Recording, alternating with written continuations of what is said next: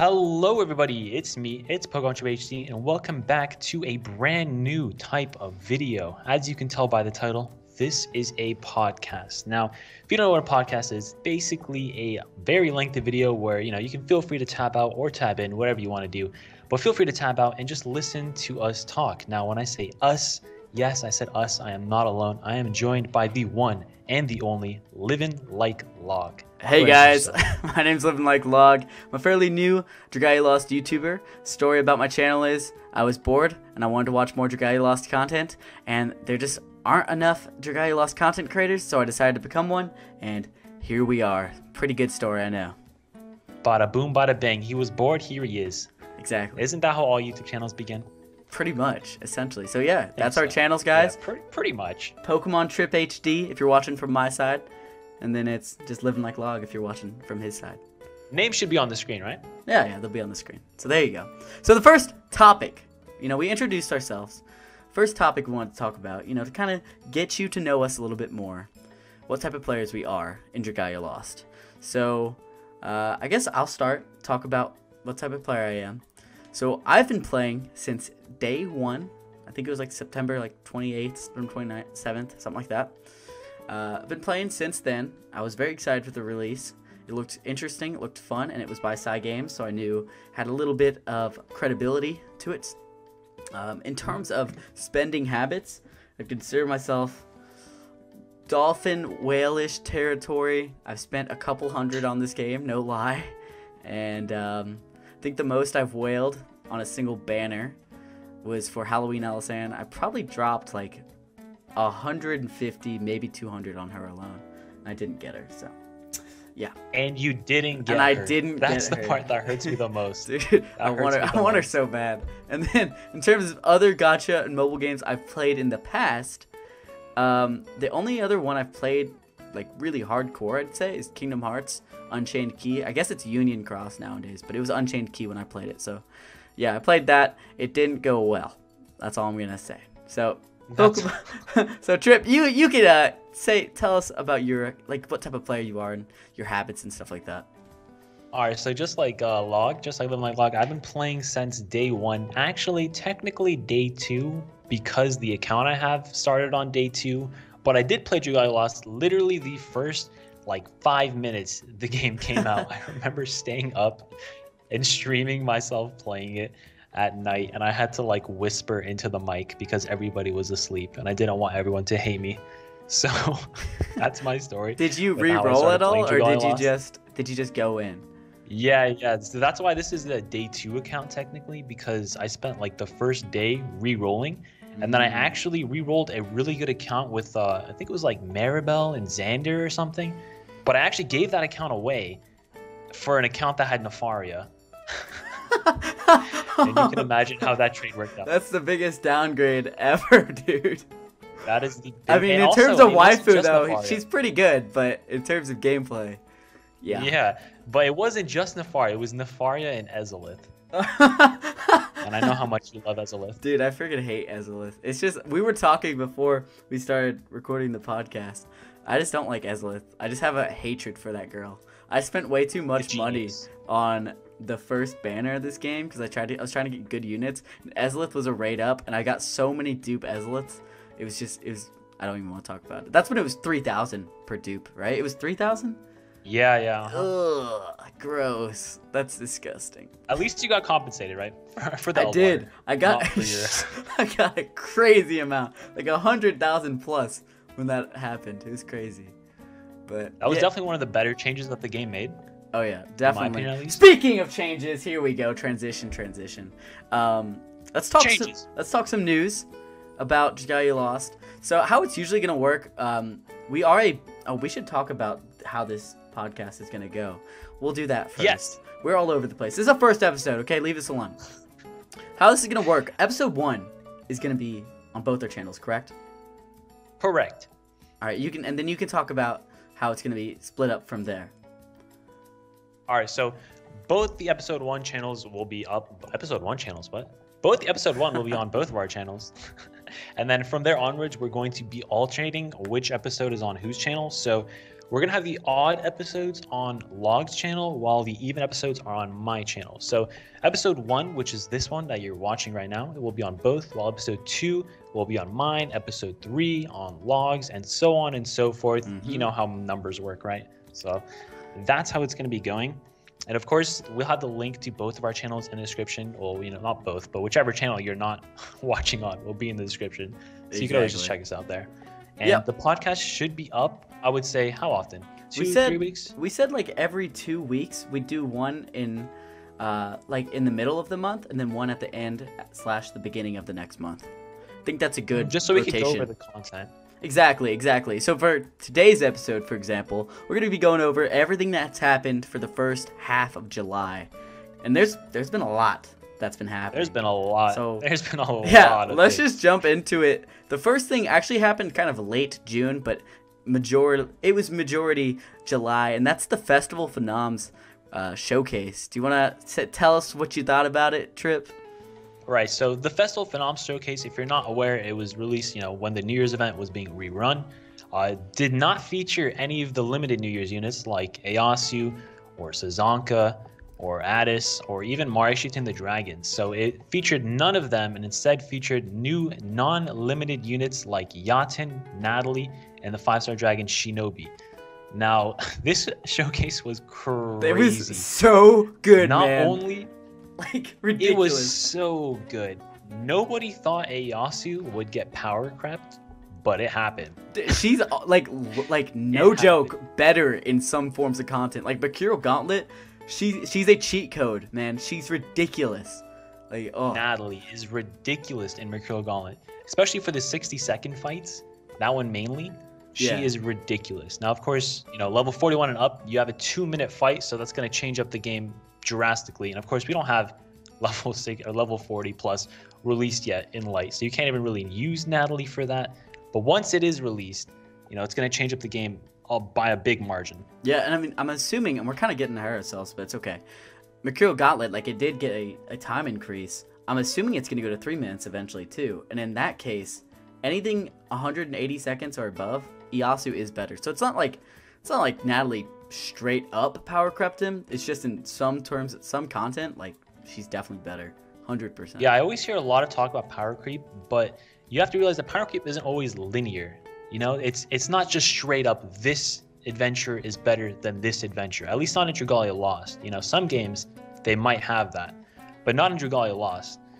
Natalie is better for some content. Eyasu is better for other content. Exactly. And there was 2 other units, and both were actually really good. Like, I know we're talking a lot about Natalie, but Natalie, you could say debatably was the weakest part of that banner, just because the other 2 were also so amazing. And that was Shinobi, the dragon, who's ridiculous and makes Eyasu and the gang even better.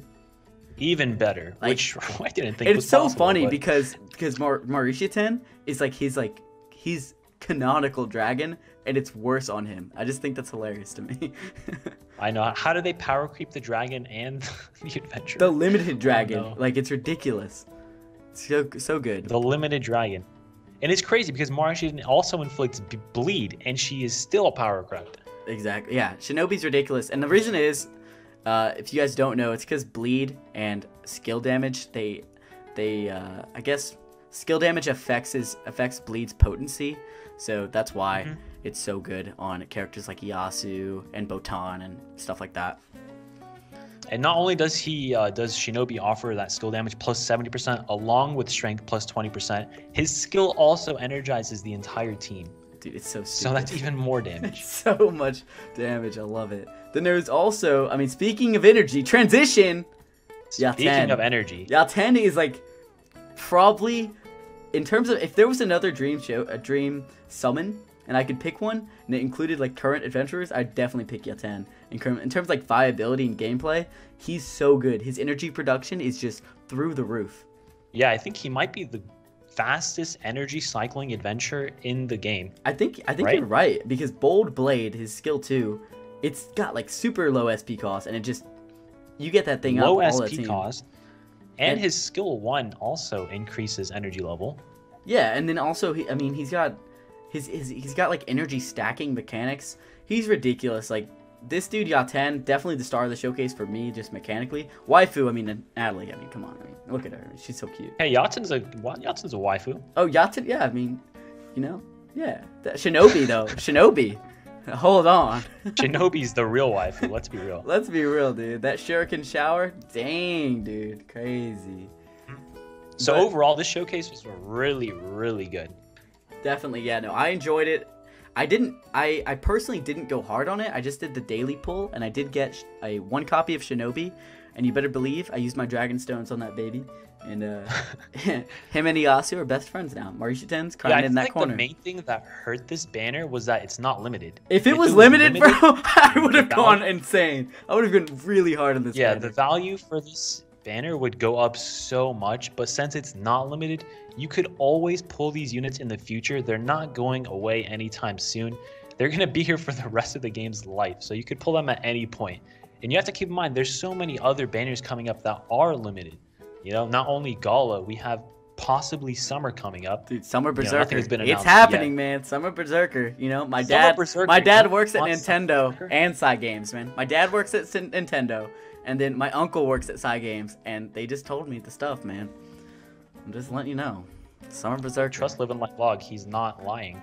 That's right. I mean, you'll have to wait and see. You know, late July, Summer banner happening.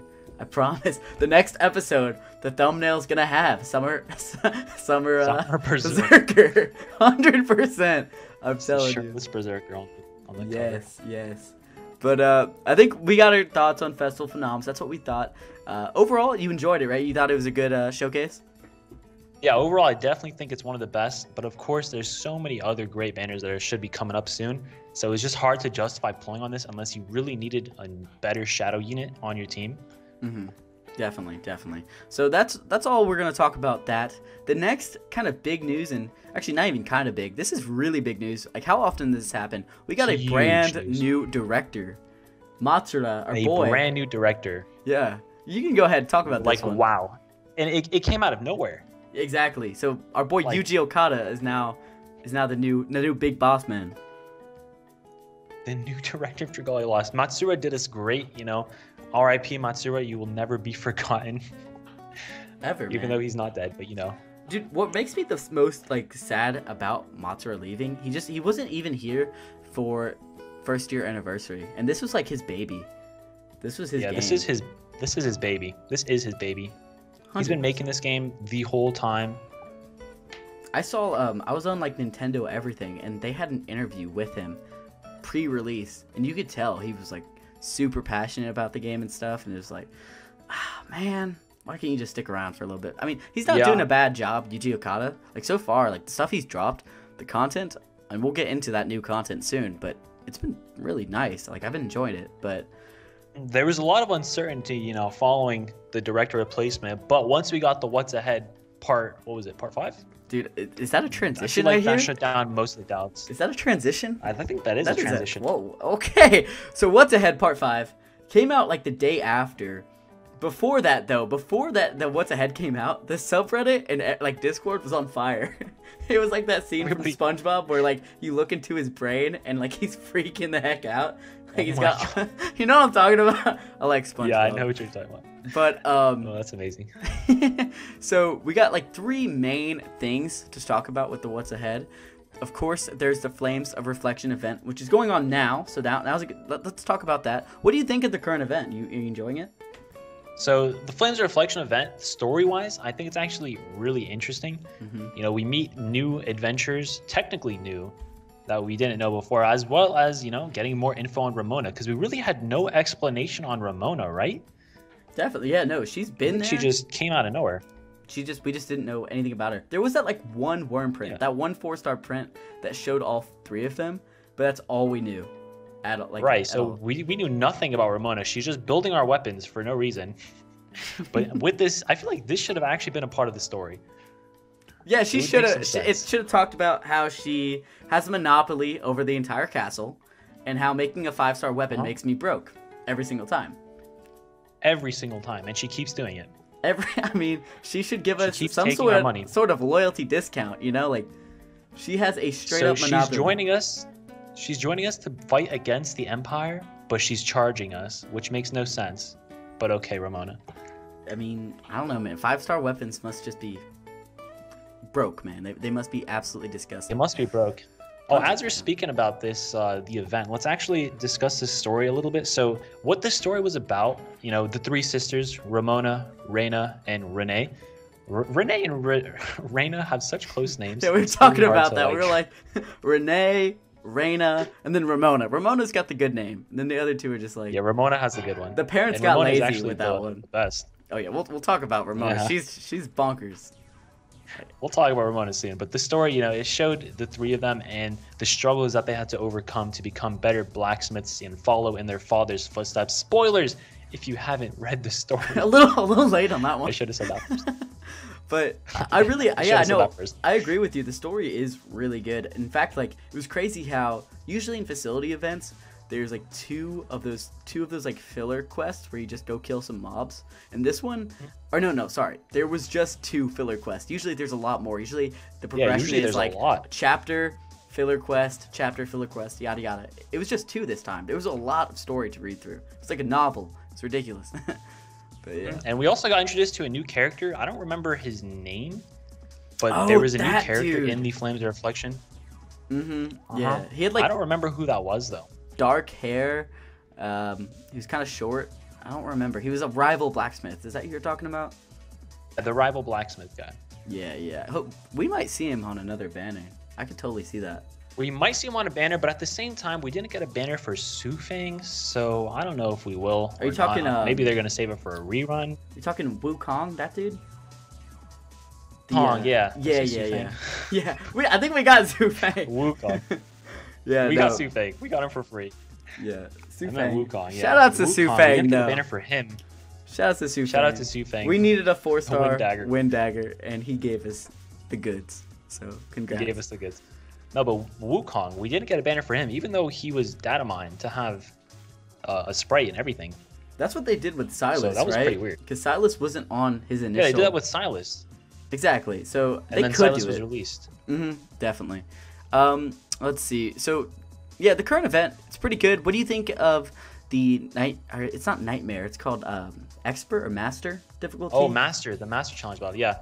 So I think it's actually not too difficult, mainly because, you know, sleep res, we have so many Slayer strength options like Naveed, like Carl, and we also have the Heroes Arrive Wormprint, which is just so good. It's honestly, it's going to make any facility event from here on out so easy, just because you can stack. Yeah. And especially you get, like, because I'm currently using Naveed, you get that and Naveed. And the Slayer strength. Yeah, you could stack more Slayer strength. I think it goes up to like 10. Which, it's 10 times 6. That's 60% strength.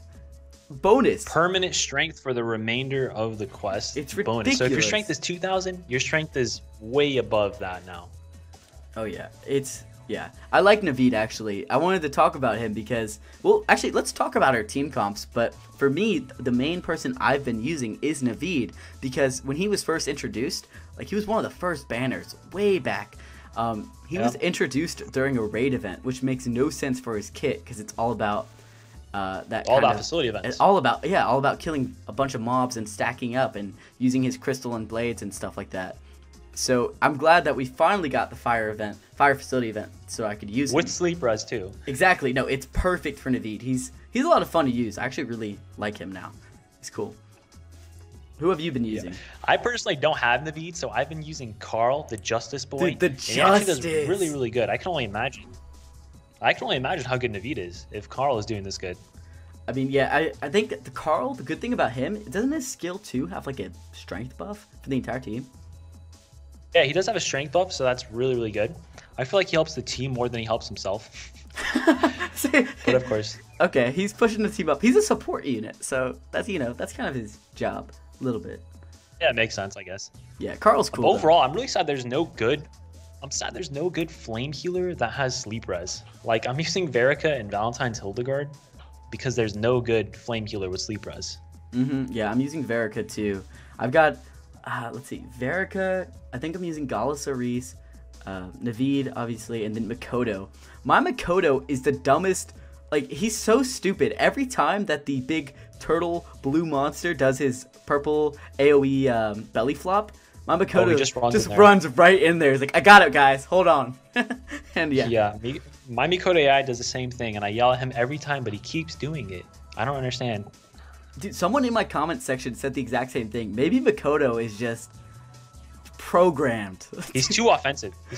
Yeah. Yeah, no, he's angry. He's angry all the time. He's sad that he wants his cat. He wants his cat. I was about to say he wants his cat, and he's thinking maybe this guy has my cat. And that's Speaking of stories, I actually haven't even read Mikoto's story, but I know there's something. You know, but I think there's cat in his art. So there you go. Oh, it's in his art. Okay. He's looking for his cat. That's his entire story. He was sent from the heavens. So he's looking for a cat. Okay, that's what it is. That's right. Yeah, it's like his best I actually friend. skipped most of the adventure stories, to be honest. Yeah, you gotta get that Warmite. Yeah. I feel that. I just skipped them all. I feel that. No remorse. All right. I skip every single one. Every single one, even Ellie. Poor Ellie. Poor Elisan. She's waifu. She just wants to get. My waifu. Okay, all right, let's. Yeah. All right, yo, it's a good event though. TLDR. It's a good event. It's a good event. Good rewards. 100 consecrated water at the end. I saw that. That was really nice. Who needs Eld water when you have consecrated water? Exactly. It's all just in one little consecrated area. Hey, how far are you in the event, by the way? I know it's been going on for a couple I've actually already finished the event, but the event's been on for a while, so. I'm taking my time. I'm at. What about you? 800,000. About to hit that million mark. Oh, you're almost done. Yeah. I'm not like using any pots or anything. I'm just kind of chilling out, getting my things done. Yeah, there's no need to rush, really. Exactly. Like, I just like to grind it because. What happened? No, go ahead.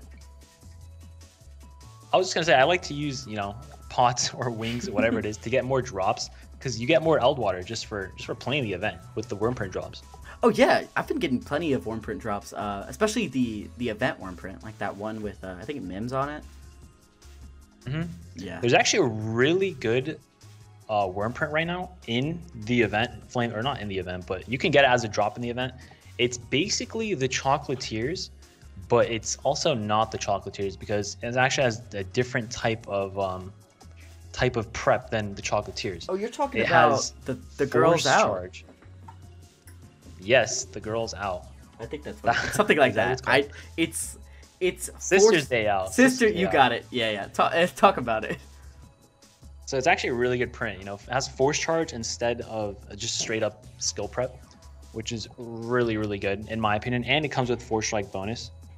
So it's a nice combo. Instead of speaking of worm prints, let's actually talk about what's no longer on the banner, worm prints. Let's talk about the banner itself, the Summon Showcase. Oh yeah, for sure. My general thoughts on it, not as good as Festival Phenoms, but in terms of just sheer like appeal I have towards the adventurers, and like in terms of just characters, I quite like them.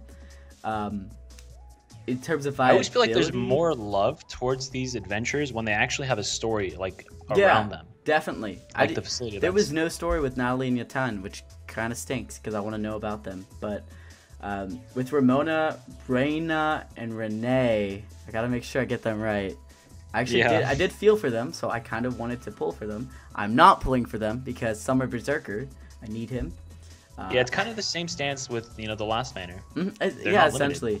I think this banner's a little bit weaker though. Like I'm feeling less tempted. Just because like fire, or I guess flame. I'm calling it fire. As an element, we just have so many like really good fire adventures. My fire team's so stacked. The only endgame content for flame adventures is High Midgard Stormer, and that's a joke. Let's be real. That's a joke, and they don't even have the right resistance, which for Midgard Stormer you don't necessarily need, but it does show like there's definitely a lack of content for the resistances opposite of the ones viable for high dragon trials. You know what I'm saying? Yeah, honestly, I'm not sure what they're going to do to fill in that gap. Maybe once all the high dragons are done, they're going to do some second round of like high dragons, or maybe release like the siblings dragons as you fight against them. But at the moment, there's really no endgame content for like sleep res or for poison res and the off elements. So it's really weird. Yeah, I mean, so Side Games has been like doing this thing where they're releasing content to get us to the dragon trials. You know what I mean? Like void battles and stuff like that, like intermediate content. But for the people that already got to High Dragon Trials without all that stuff, it just feels like, what's the point? You know, we've already surpassed the power level needed to clear current in-game content, and you're just giving us easier content. So yeah, I completely agree. It's just they a little did weird. add though some new Mercurial Gauntlet levels. Ooh, transition. Which Hello. wait, no. Let's finish talking about the banner. Hold on. Oh yeah, okay. Let's not get ahead of ourselves. Sorry, I got a little excited there. I love me a good transition. Okay, let's just go through the list. Let's start with the 4-star. Renee, what do you think? Current thoughts, viability, all that stuff. Renee, she again is off element. She has stun res. She doesn't have burn res. So you can't even use her for Hyper and Hilda. Well, you could, but you know what I mean. But she's actually really, really good as a water dagger. Now, her other competition for water daggers, you know, or some, I think Luther, is that his name? Luther? And she shares Dragalia Lost the exact same stats with Luther. And the exact same resistance. Really? It's kind of weird. Yeah. But she's actually much better. So than much Luther better. Because she has Bog. Bog is insane on her. She has 100% chance to inflict Bog. Yeah, Bog is really good. It essentially, once you Bog them, it slows them down and also gives you a 50% damage increase.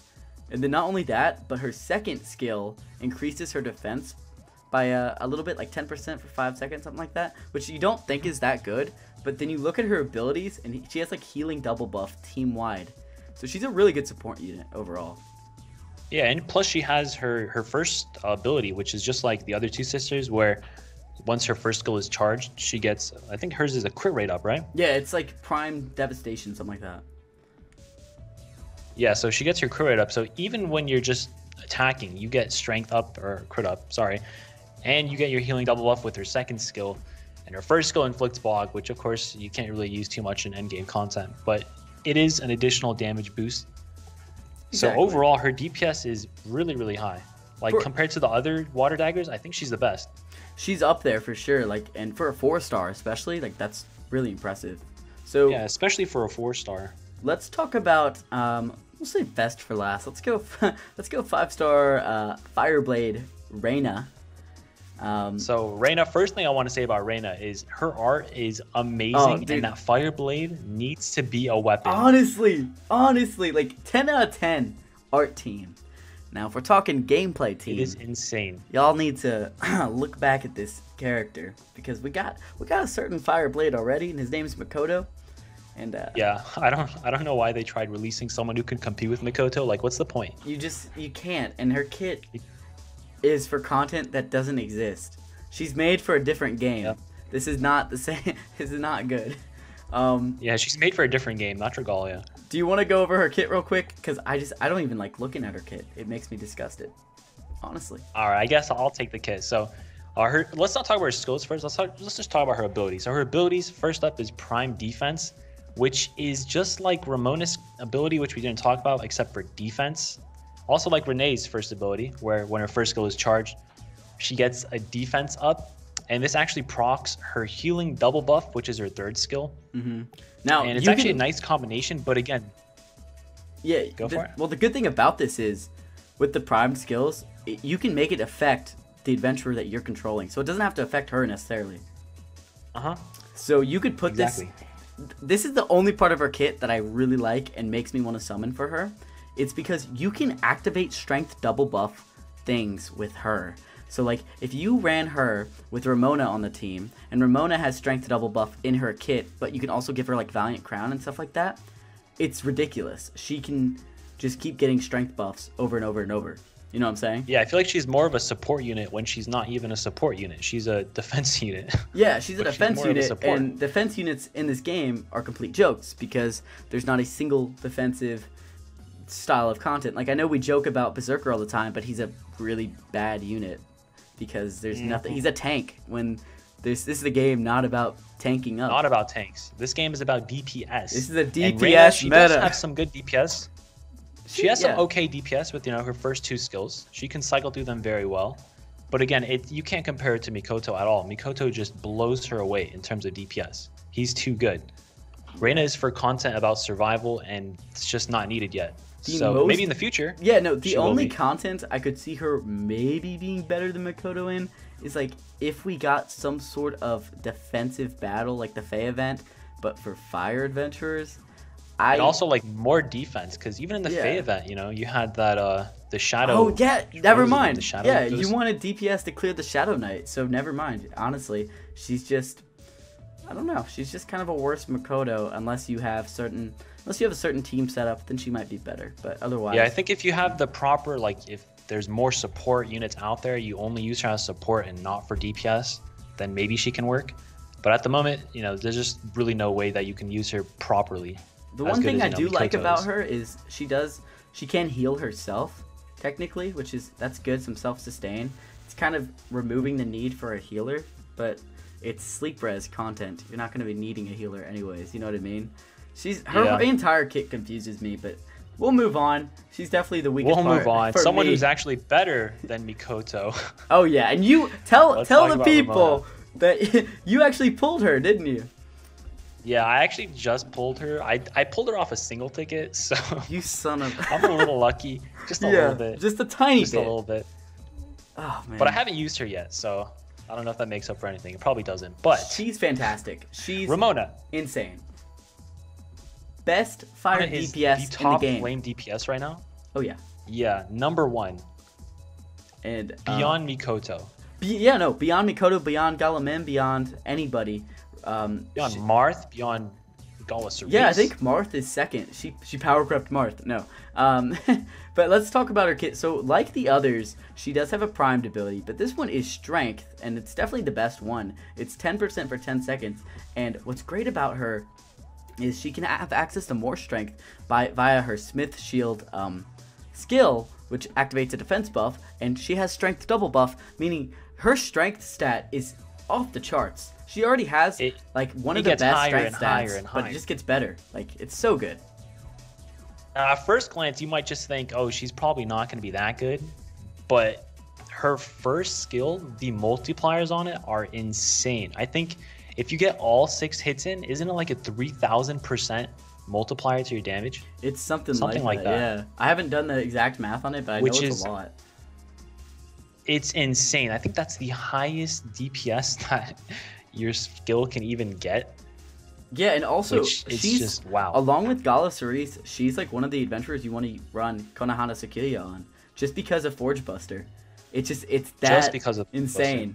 She doesn't, even her 5-star Fire Axe doesn't have an attacking skill. It's just Forge Buster, and that makes up so much of her DPS that you want to use Konohana on her. It's crazy. Speaking of dragons, let's actually talk about Arctos, the new flame dragon we have in the Flames of Reflection banner. Now, Arctos is kind of like Long, and in the form that, you know, he has strength and crit damage. I don't know if you want to discuss this a little bit. Yeah, so it's 45% strength, 55% to the modifier applied to crit damage. He's going to be really useful on, I mean, technically you could use him on any adventurer. You would just need a really specific build, and at some point it just wouldn't even be worth it. But some key adventurers right now are Makoto, Yue, the 4-star Fire Axe. She's really good with it, apparently.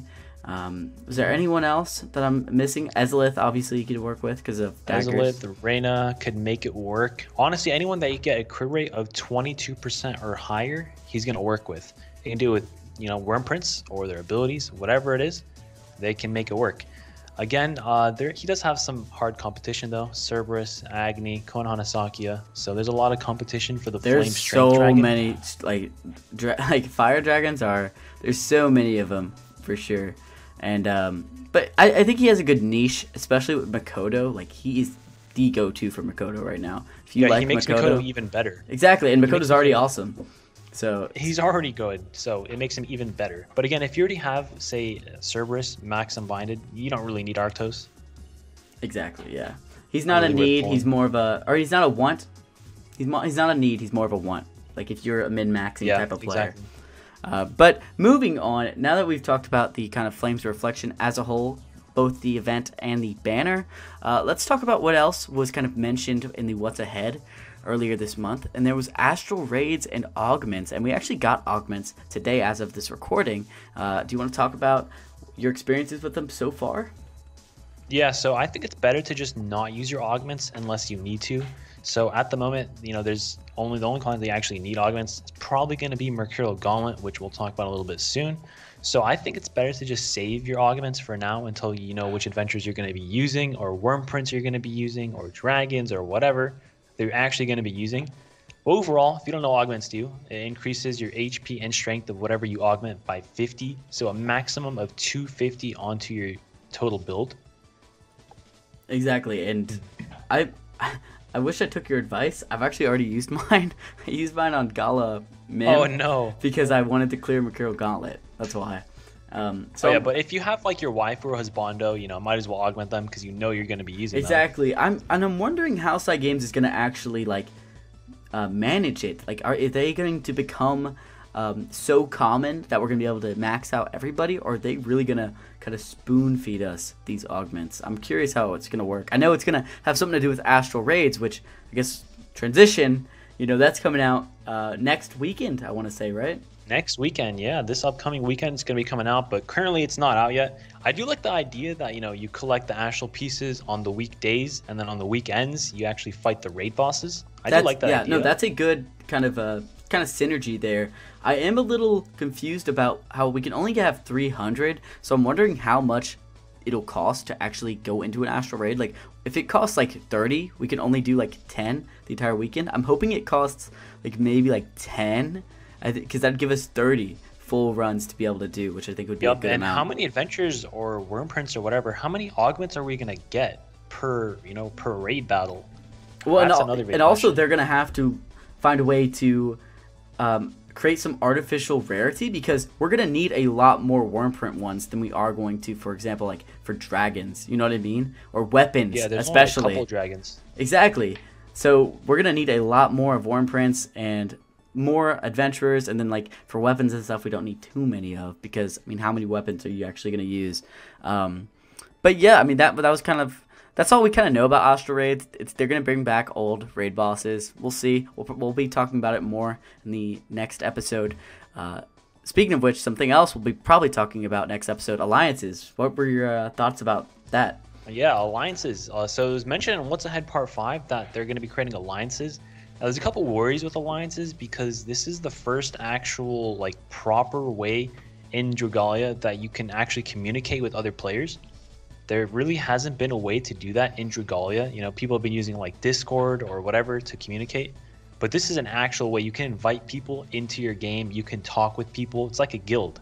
So I think it's really cool, but it's kind of worrisome because they might do things that people don't want, like guild versus guild, or global chat, or they might make it more lean towards player versus player, which people don't really want, and I personally do not really want. So there are some worries with it, but overall I think it's a really nice feature. Alliances is going to be a lot of fun. It's going to be so much easier to play with your friends. Exactly. What are your thoughts? If you take out Discord and other messaging apps like that, there's no way to really communicate with your friends or any other players in Dragalia Lost.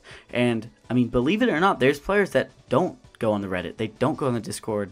They don't do any of that. And yeah, the more casual players. Exactly. They're more solo players. They have no idea of this community out there. And by having this feature, we're able to bring together different sides of the community. So I do like it overall. It's just, is it going to be just more of a chat hub area, or is it going to be a big thing having special alliance quests and things like that? It's, we'll see, but it could be really good or really bad, Yeah, because in Grand Blue Fantasy, I know there's something where you get boosts from your alliances, or they're not called alliances, but from your guild or whatever, you get boosts for just being there. So they might do things like that. Again, we'll have to wait and see until it's actually released. There hasn't even been a date placed on it, so we might get it next year.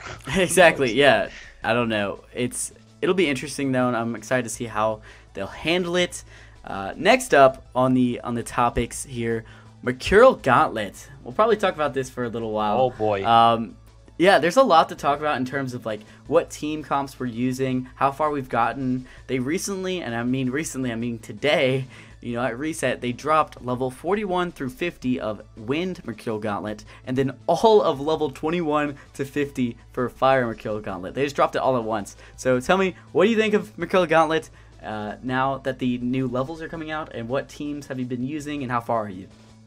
So Mercurial Gauntlet, I think this is the end game content that Dude, nobody expected. Dragon Trials when can it sit first came down. out. For real. Yeah, High Dragon, sit down. This is the true end game content. Nobody expected this to be as hard as it is, especially when it was first released. We're just like, oh, it's a punching bag mode. This is super easy. But now, now it's ridiculously hard. You need max unbinded 5-star flame or whatever strength dragons to get the clear on the higher levels. You know, level 40 alone, that's where the timer ends at 1 minute. Even that one's really hard. You need certain strategy. You know, there's some wordprints that are better, like Tough Love or, you know, et cetera, et cetera. Whereas 41 through 50, the time limit is actually at 2 minutes, and there's a completely new strategy because Tough Love is not going to be as good. Everything, man, that changes. It changes so much because there's certain units better in 60 seconds or less content. There's some units better in longer content, like 2-minute style of content. So this literally changes everything, and I bet you they're gonna bump it up to 3 minutes for future levels. And I mean, I just can't believe it. Like, this is tough. This is really tough. And you can't even iframe all of his attacks because he does so many now. He does so many attacks. Yeah, he does like what, 6? And they hit hard, man. They hit hard. If you're trying to do like the whole... Yeah, they did lower the damage though for the higher ones, but like so many of those hits, your team is not going to iframe them all probably, unless you get really lucky. Or remember, even if you iframe, your AI might not. Exactly. Yeah. Sometimes your AI can just be stupid. But how far have you gotten? Yeah, you do have the helper, which you know, you better get that. What's her name? Alisan going. But how far have you gotten in each of them so far? So. For me, my flame team I thought was pretty good, and we talked about this earlier. I thought my flame team was pretty good until I saw win level 41. I actually can't even get the clear on win level 41 Dude, right now. Same. In my flame team, I've got 4 50 MC characters, all with their elemental weapons, just destroying every other style of content. But for some reason, this dude kicks my butt. Like, jeez. This Roy Fafnir, how is he so fat? This I don't understand. Big old what are the 4 adventures you're using? I'm using, as my main, Galamim, because Galamim is bae. Yeah, Galamim actually works really well for the 2 minutes because you can drag in how many times? 3 times? You can drag in 3 times with the right setup, but 2 times for sure. And then, let's see, I use Marth. He was a lot better in the 60-second one, only because it was easier to activate his last, like, boost skill. You know what I'm talking about? Yeah, you could time it perfectly when you want that boost skill to activate for all your team members. And but now, in 2 minutes, it's too hard to plan all that out. Yeah, no, he does exactly, like, with one swipe, instead of putting me in the red, instead of putting Marth in the good zone to get that boost, he puts him halfway. He puts him at, like, 50 HP. So if I hit him again, my Marth dies. So it's this really, like, awkward area for my Marth. And then my next is Makoto, who's, you know, just solid, great DPS. And then lastly, I put Gala Cerise, has some great buffs and stuff to the team. But it's just not enough. I just don't know what I'm doing. I'm going to go back to the drawing board and just kind of see what I need to do to fix it. But I'm going to get to level 50. Mark my words. It's going to happen eventually. It's gonna happen. One day. It might cost a little bit of pay-to-win money, but it'll happen. It'll happen. So tell me, what about you? Something to note, though, is that, you know, with Sanoa in specific, there might be a lot of RNG depending on, you know, crits, what your co-abilities are, and RNG based around Sanoa getting her strength buffs or whatever buff you need to survive or to get more DPS so that you can actually get the clear. So you can just keep on trying, see if the RNG is in your favor. If it's not, you know, change up your team, try again. And dude, it doesn't that's cost the part stamina. that I do like about Mercurial Gauntlet. Yeah, it doesn't cost stamina. Yeah, it costs costs no stamina. You can keep doing it over and over, and it costs you nothing but your time. So if you're like us, you have a lot of time, and you could just keep on playing and playing and playing. We have no friends. That sounds so sad. But because we have no. We're making a Dragalia Lost podcast. We have no friends. But hang on. Yeah. 1 second. What's your team? Do you have a Sanoa on your team?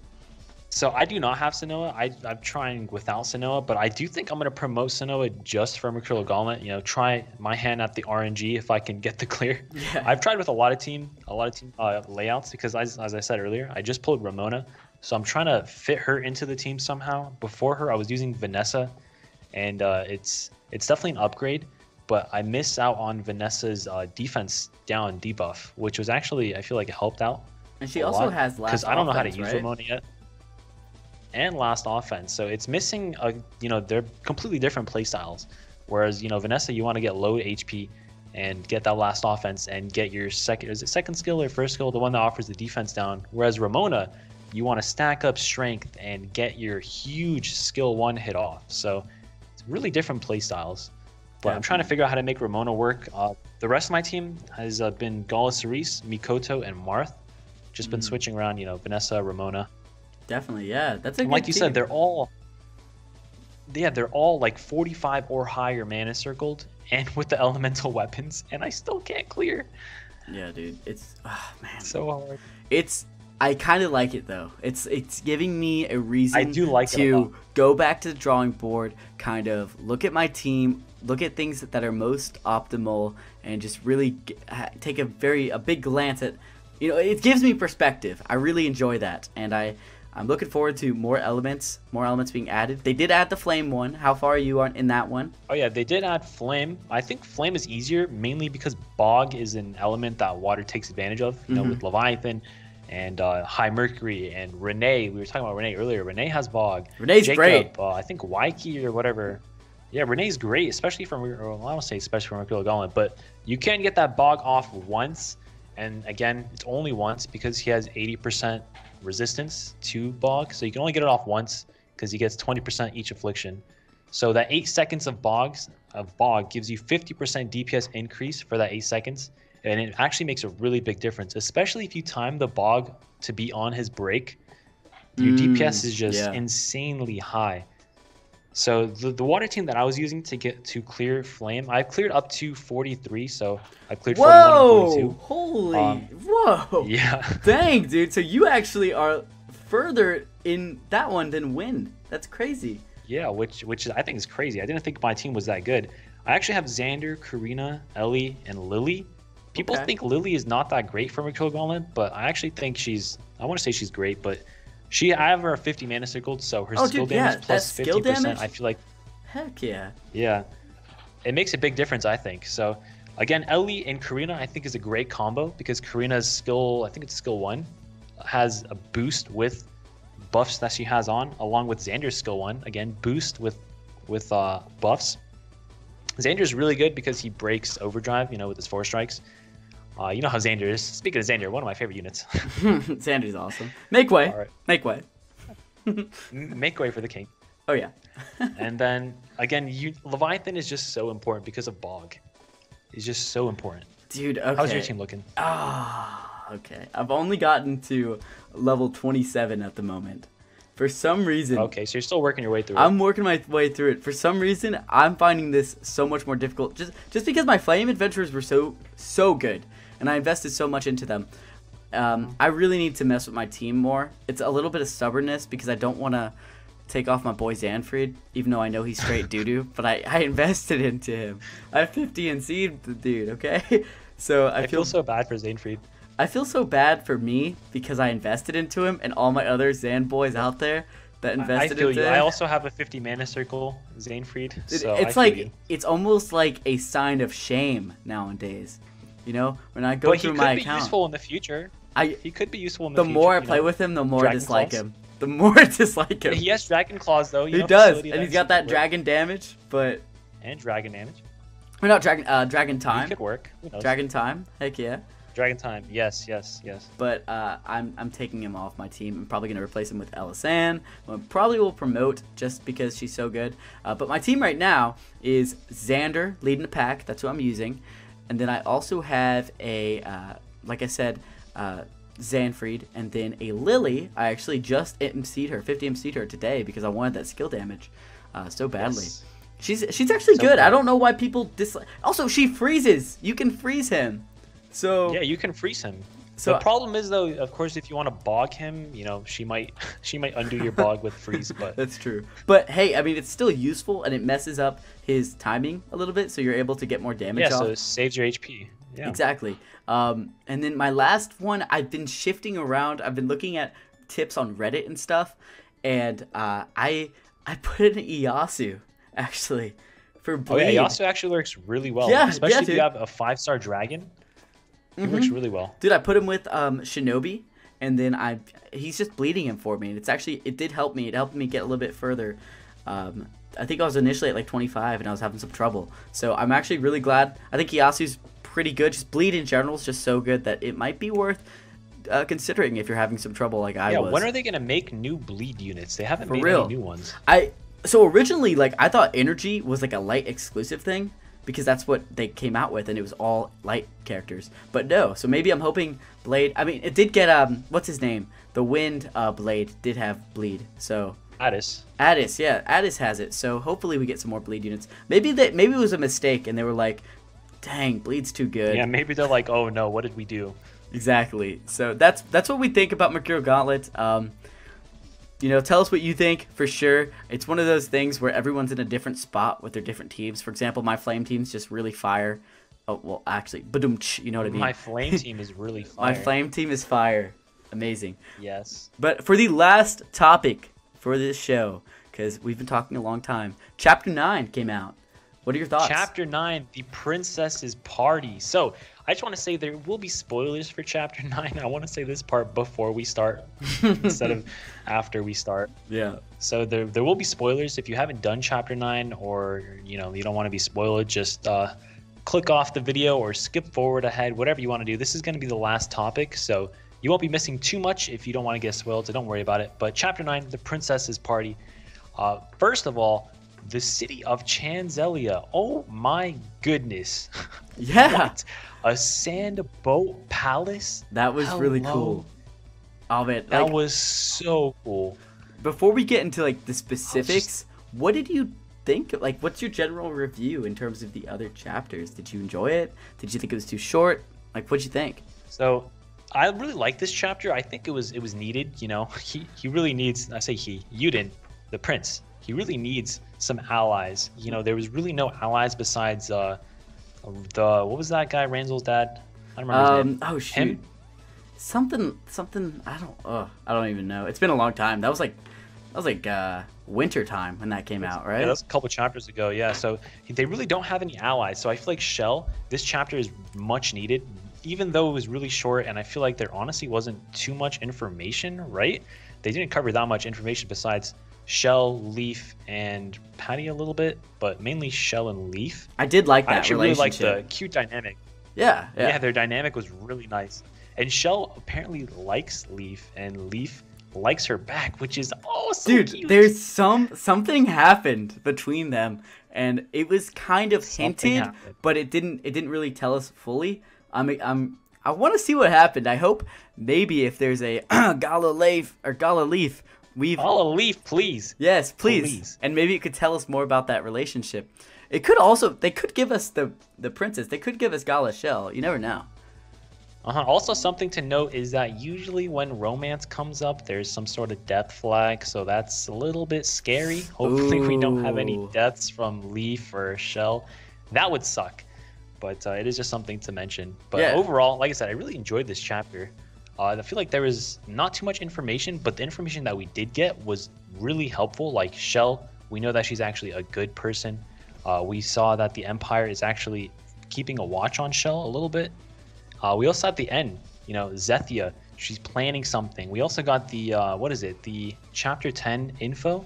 Yeah, we got like Resurgent Despair, which the little picture, and it talks about going to. They were going to. I don't even. They're going to the land of Clave Loyaloon, which thank you for remembering that. Thank you for remembering that. Clave Loyaloon, like what is that? I've never heard of Clave Loyaloon. So we're going to Clave Loyaloon. And apparently there's a netherworm or something, which, like, what's a netherworm? Are they talking about Zodiark? Is it, you know, just going to be Zodiark and we get our Shadow Draculith? Or is it going to be the 6th Great Worm, you know? Or what? Like, what's going on? What's the netherworm? I'm not really sure. Maybe it's going to be something new for the 1-year anniversary where they make a new element. Maybe this chapter is going to be the chapter finale in, you know, the first section of the story where we free Zethia or something, and maybe we get Gala Zethia for the 1-year anniversary. Oh, that'd be so hype, man. They have the she is an adventurer in the game. They could release her. Yeah, she's in the game. She's in the game already, so she's been in the game since day one. But yeah, For sure. I know. We're missing on Zethia. She's been trapped this whole time. I feel so bad for Yuden. He's just been partying without her. I did enjoy this chapter. I do think it was a little on the shorter side. It felt like, to me at least, maybe I just skipped through it too fast. I did read it all, but maybe I just went through it too fast. No, I think it was on the shorter side. Well, the thing is, usually, you know how like when you go to the map and you go to the different areas, usually those areas have more than one fight in them. They have like some story, a fight, some story, a fight. Here it was like just some story, one fight, and then moves on. You know what I mean? Yeah, we had a lengthy story part though in each time though. Like it wasn't short. It was pretty long. And we got some really cool like illustrations, like the chess game, the one with. Oh, speaking of the chess game, when are we gonna get that chess game as an actual game? Bring it in. When is that gonna happen, please? Some PvP. There's your PvP, guys. For all the people that want PvP. Yes, PvP. Chess PvP. Easy clap. Chess PvP would be amazing. You know how auto chess is like this big thing right now? There you go. Dragalia Lost has their big auto chess. Done. But it did seem like a fun chess game. Not gonna lie. Huh? And I actually thought it was really cool to display her Shell's personalities or the way she's grown during that chess game too. Granted, we didn't really know Shell before, but just hearing about it was really cool. Continue. I mean, Shell as a personality, I thought she near the end of the chapter, I thought she was legit turning on Yuden and the rest of the cast. Like I did not. Oh yeah, me too. That was a twist. Yep. That was definitely a twist because she. I just got the vibes. I got the evil person vibes, and then when she kind of used the prince in a way, it was smart, but also untrusting in a way. I don't know if I necessarily fully trust her. I could see her definitely turning against the prince if there was some big advantage to her turning. You know what I mean? Yeah, like something that was mentioned that was like barely mentioned in the chapter was that she has the greatest spy network in like the whole area. Mm-hmm. So that's something that can be a little scary. I'm not really sure how Yuden and them are going to take advantage of that. And she specifically a little scary. She specifically mentioned how she didn't want to join the prince and everybody because there wasn't enough to gain. There was too much to lose because she'd be targeted by the Empire. So what that tells to me is she's very orientated on her own desires. So if someone brings something desirable to her, she will be swayed like 100%. There's no. Yeah, and she's even helping Yuden on the down low. Nobody else is gonna know about it. Exactly. She's not putting herself out there. But she does have that access to spies and all that, so I do think she'll be useful in some ways, and I'm hoping to see her in more chapters. One of the main things I don't like about these chapters is they feel very disconnected from the overall, like the rest of the chapters. Yeah. Like there's not people intersecting. It's like we get to know one person or one different type of, or one of the princes or one of the heirs, and we don't see them at all. So I do hope she comes back now that she's actually an ally. I feel like the first 5 or 6 chapters where Zethia was basically turning bad, I feel like all that was connected, and then after this it's just like an episode is like completely different. Yeah, it's like an episode of an anime, you know, just completely separated. But yeah, that's chapter 9. They all connect soon, but yeah, hopefully that's chapter 9. I enjoyed it. You enjoyed it, it sounds like. Mm-hmm.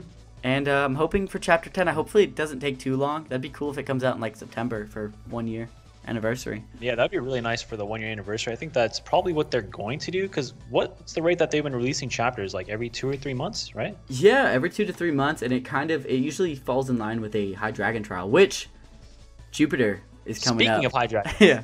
Jupiter actually was in the chapter. Wasn't Jupiter in the chapter? Like, yeah, he was. That was weird. So weird. I was like, what's Jupiter? Jupiter's definitely. I mean, if they release Zodiark now, that'd be weird. And also, last thing about chapter 9, Light Dracolith. That's awesome. Yeah, be sure you place it. Don't forget. Don't forget. I almost forgot. And there was that like double drop Jupiter event a while back, and you know I have all my orbs ready to go.